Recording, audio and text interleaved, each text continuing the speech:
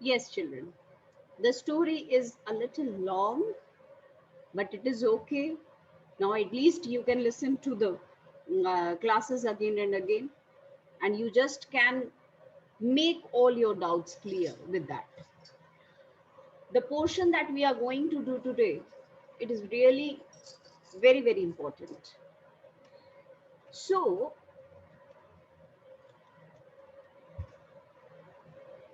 the enemy was getting better. एक दिन हाना उसके कमरे में जाती है तो बेटा उसको बता देता है, कहता है मेरा नाम टॉम है। हाना उसे स्माइल देती है, पर अच्छा नहीं लगता हाना को कि why did he tell his name? She did not have any interest or any relation with the enemy. Why she was helping him? Just because she was a perfect companion of her husband and because she was a kind woman. Otherwise, she had no soft corner for her enemy. तो बेटा बहुत ही ज़्यादा important है ये जो हाना servants की बातें सुनती है। यूमी एक दिन कह भी देती है और वो सदाओ को भी बताती है कि सर्वेंट्स घर में काम नहीं करेंगे। उन्होंने वो सोचते हैं कि हम बहुत प्यार करते हैं अमेरिकन से, हम उन्हें अपना दुश्मन नहीं समझते। और डॉक्टर सदाओ कहते हैं कि ऐसा नहीं है, पर मेरा मेडिकल एथिक्स और इंस्टिंक्ट अलाउ नहीं करता कि मैं उसको मर जाने दूं। और बेटा ये सब कुछ चल ही रहा था कि उसको सुना सुना के उसके सामने जो गार्डनर है, कुक है और यूमी है, वो इस तरीके से बातें कर रहे थे। गार्डनर कहता है बहुत प्राउड हो गया है, that I told you in the last class. Yumi कहती है कुछ और नहीं तो बच्चों के बारे में ही सोचते। But somehow the work was going on, the household chores were going on. So chores refers to the work. वो काम जैसा तैसा चल रहा था because they were unhappy with their masters but they were loyal, so they did not tell it to anyone. वो किसी को बता नहीं रहे हैं कि उनके घर में enemy है, पर personally उनको पसंद नहीं आ रहा है। So what happened was, अब जो आएगा वो आएगा, heading आप देखोगे 7th day। एनिमी को घर में आए हुए 7 दिन हो गए और सर्वेंट्स ने अपनी नाराजगी भी बता दी। तो बेटा व्हाट हैपेंड, 7वें दिन राइटर लिखती हैं टू थिंग्स हैपेंड, 2 दिन हुए, 2 काम हुए। इन द मॉर्निंग जब हाना सो के उठती है तो देखती है कि घर में कुछ काम नहीं हुआ था और वो देखती है बेटा बड़े बड़े करचीफ्स में, करचीफ्स मतलब कपड़ों में, वो सामान बांध रखा था घर के नौकरों ने और तीनों नौकर जो है वो सिर झुका करके दे वर स्टैंडिंग और घर का कोई काम हुआ नहीं था। हाना को जरूरत नहीं थी पूछने की कि क्या हुआ, आप कहाँ जा रहे हैं। वो जानती है कि ये लोग चले जाएंगे, पहले भी बोल चुके थे। अब यहाँ देखो how dignified lady she is. She did not dither in front of them. She did not ask them to stay back. She just stood and she understood what happened. तो चुपचाप अंदर गई। She brought the money and she handed them over their salaries. उनकी salary उन्हें दे दी और along with that उनको thank you बोला कि आपने इतने दिनों हमारे घर में काम किया। And then she stood back और वो चुपचाप खड़ी हो गई। The servants were crying while leaving the home. नौकर तो बेटा वो गार्डनर जो है वो तो तब से काम कर रहा था जब से सदाऊ छोटे थे। यूमी भी बहुत रो रही थी but she did not say anything. Yes, she was distressed, she was upset, but she did not say anything. She was just standing back. Yumi जो है वो दरवाजे तक रोते हुए जाती है और दौड़ के वापस आ जाती है और उसको कहती है मैम आप जानती हैं मेरा घर कहाँ है, अगर बच्चा मेरे बिना ना सोए तो आप मुझे बुलवा लेना, मैं आ जाऊंगी। और यूमी उसको कर्टियस है तो यूमी कहती है यस। और बेटा इतनी डिटर्मिन्ड है हाना कि हाना उसको बोलती है, मन मन में बोलती है, चाहे बच्चा कितना भी रोए मैं इसको बुलाने वाली नहीं। तो she was courteous, she did not get angry, but she was determined, she decided कि मुझे बुलाना नहीं है। और बेटा दोनों जो हैं वो हस्बैंड वाइफ, हस्बैंड बच्चों को संभालता है, वाइफ पूरा घर का काम करती है, और दोनों इसके बारे में कोई बात नहीं करते। पर कहीं ना कहीं हाना को डर था कि ऐसा भी पॉसिबल है कि ये सर्वेंट्स घर से बाहर जाके पुलिस को कुछ बता देंगे, कुछ हो ना जाए। तो बेटा वो दोपहर में काम कर रही थी, अचानक वो सामने से देखती है कि एक सोल्जर चला आ रहा है, पूरे यूनिफॉर्म पहन के आ रहा है। सोल्जर को घर में आते हुए देख के, देखो जनरल ताकिमा का पर्सनल डॉक्टर है डॉक्टर सदाव, तो घर में सोल्जर्स आते ही थे इंफॉर्मेशन देने के लिए, मैसेज देने के लिए, बुलाने के लिए, आज भी आए थे। पर आज हाना डरी हुई थी कि कहीं ऐसा ना हो कि सर्वेंट्स ने घर से बाहर कुछ बता दिया हो और मेरे हस्बैंड को अरेस्ट करने के लिए आ गए हो ये सोल्जर। और यूनिफॉर्म में आया था सोल्जर। तो बेटा उसने देखा और वो डर गई, और अंदर उसको देख करके दरवाजे की तरफ से आता हुआ उसको वेलकम नहीं करती है, उससे बात नहीं करती है सोल्जर से, अंदर भागती है जहां डॉक्टर सदाव बैठे हुए थे। और बेटा हाँफते हुए कुछ बोले इससे पहले तो वो सोल्जर भी अंदर आ गया था, सोल्जर भी बाहर खड़ा नहीं हुआ। और सोल्जर जैसे ही आया तो हाना ऐसे करके पॉइंट आउट करते कि वो आया है, और डॉक्टर सदाव खड़े हो गए, कहते हैं यस। तो सोल्जर एक्चुअली इसलिए जल्दी जल्दी आया था, वो कहता है general Takima is in pen और आपको अभी बुलाया है, उनको अटैक आया है और आपको अभी बुलाया है। और बेटा हाना जो है वो इतना ज्यादा टेंशन में थी, जैसे ही सुनती है कि जनरल ताकिमा की तबीयत खराब है इसलिए बुलाया है, उसके मुंह से निकल जाता है ओह दैट्स ऑल, सिर्फ इतने से के लिए। सोल्जर को समझ नहीं आता, सोल्जर कहता है व्हाट डू यू मीन। तो बेटा सदाव कहता है ना नथिंग नथिंग, आप जाइए मैं अभी आता हूँ। डॉक्टर तैयारी करके और निकलता है जनरल ताकिमा को अटेंड करने के लिए पैलेस में। पर बेटा पहले अपनी वाइफ से मिलता है।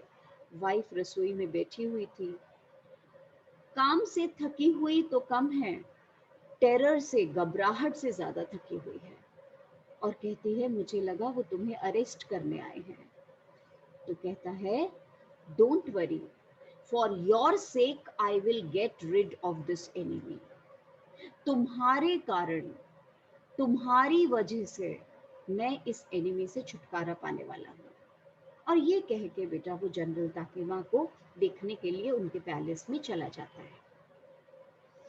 जनरल ताकिमा के पास जाके उसको जो भी मेडिसिन देनी होती है, जो देना होता है, सब दे करके जब ताकिमा की तबीयत थोड़ी ठीक हो जाती है, अब देखो ध्यान से सुनो, doctor सदाव was a responsible citizen. उसने जनरल ताकिमा को सब कुछ बता दिया कि मेरे घर में एक एनिमी है और वो मेरे घर में 21 फरवरी को ऐसे ऐसे सी वेव्स के थ्रू आ गया था, उसकी तबीयत बहुत खराब थी, क्रिटिकल था, मैंने उसका ऑपरेशन किया, अब वो मेरे घर में है। ऐसे में जनरल ताकिमा जानते हैं, ये नहीं बोलते उसको अरेस्ट करवाना है, जेल से भागा हुआ है कैसे, general Takima is hypochondriac, he is more worried about his own health, उसे अपनी चिंता ज्यादा है, उसे उसकी चिंता नहीं है देश की। वो बेटा तुरंत कहता है yes yes yes I know I know I know. America की एजुकेशन सेंसिटिविटी सिखाती है और इसीलिए तुमने उसकी जान बचाई। तुम्हारी ये सेंसिटिविटी कोई समझ नहीं पाएगा क्योंकि बहुत कम लोग हैं जापान के जो अमेरिका से पढ़ के आए हैं। मैं समझ सकता हूं तुम्हारी इस सेंसिटिविटी के बारे में क्योंकि मैंने भी प्रिंसटन यूनिवर्सिटी से डिग्री ली है। अब जनरल ताकिमा को पता है उसके घर में एक एनिमी छुपा हुआ है। जनरल ताकिमा ने पहले बोला हाँ मुझे मालूम है तुम सेंसिटिव हो, अमेरिका से पढ़ के आए हो, अमेरिका की एजुकेशन सेंसिटिविटी सिखाती है, मैं खुद अमेरिका की यूनिवर्सिटी से पढ़ा हुआ हूँ। अच्छा एक बात और बताओ डॉक्टर सदाओ, ये जो अटैक आज मुझे आया था, ये अगर अटैक मुझे फिर से आ जाए तो क्या मैं बच जाऊंगा? तो बेटा डॉक्टर सदाओ कहता है, sorry your highness, your excellency, I am afraid but one. सिर्फ ये लास्ट था, अब आपकी बॉडी नहीं सहन कर सकती। कोई भी आपको अगर तबीयत बिगड़ती है, अटैक आता है तो बेटा चुपचाप साफ बोलता है जनरल ताकिमा, कहता है then I will not let anything happen to you, मैं तुम्हें कुछ नहीं होने दूंगा। तुम मेरे लिए इंडिस्पेंसिबल हो, बहुत जरूरी हो डॉक्टर सदाओ। क्यों? क्योंकि तुम जब किसी की भी जान बचा सकते हो तो मेरी जान तो तुम ही बचा पाओगे और कोई नहीं। You are a dexterous surgeon, expert हो। तो बेटा डॉक्टर सदाओ कहते हैं और भी तो डॉक्टर्स हैं जापान में। कहता है मैं किसी पे यकीन नहीं करता, सिर्फ तुम पे यकीन करता हूँ। बाकी डॉक्टर्स जापान के जर्मनी से पढ़ के आए हैं। जर्मनी की एजुकेशन क्रूअल्टी सिखाती है, सेंसिटिविटी नहीं। मैं उन पे विश्वास नहीं करता, मैं बेहोश हूँ, वो मेरी सर्जरी कर रहे हो, पता नहीं मेरा ध्यान रखेंगे कि नहीं और एक्सपेरिमेंट ही ना करने लग जाए मेरी सर्जरी में। I don't trust them, I cannot let anything happen to you, मैं तुम्हें कुछ नहीं होने दूंगा। सेल्फिशनेस प्योर बेटा। और फिर उसके बाद कहता है डॉक्टर सदाओ तुम तो साइंटिस्ट भी हो, तो तुम ये दोनों चीजों को मिला क्यों नहीं देते? जर्मनी की क्रूअल्टी, रूथलेसनेस और अमेरिका की सेंसिटिविटी, दोनों को मिक्स कर दो। कहने का मतलब ये था कि तुम उस एनिमी के लिए तो जर्मन्स की तरह क्रूअल हो जाओ और मेरे लिए तुम सेंसिटिव रहो। Can't you make this, can't you try this? तो बेटा डॉक्टर सदाव कहते हैं आई विल ट्राई सर। जानते हैं क्या बोलते हैं general Takima? No no no no, let me not be the trial case, मेरे ऊपर ट्राई मत करना।